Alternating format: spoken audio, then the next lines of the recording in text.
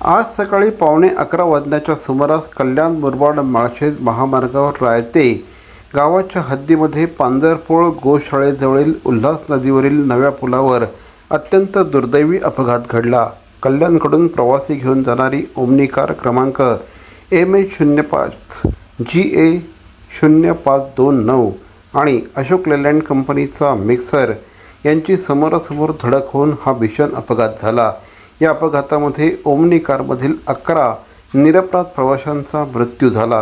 ही बातमी अतिशय वेदनादायी आहे। या संपूर्ण घटनेमुळे संपूर्ण राज्यात शोककळा पसरली आहे।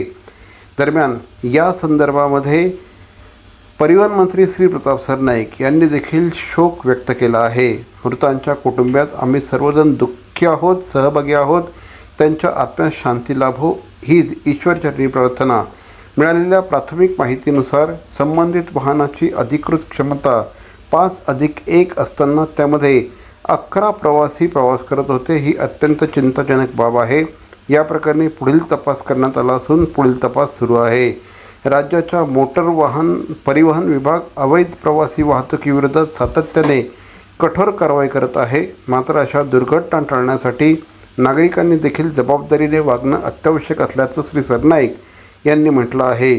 अवैध आणि क्षमतेपेक्षा अधिक प्रवासी नेणाऱ्या वाहनांमधून प्रवास करणं टाळावं, तसंच सुरक्षित आणि नियमबद्ध प्रवासाला प्राधान्य द्यावं ही विनंती असल्याचं परिवहन मंत्री श्री प्रताप सरनाईक यांनी म्हटलं आहे।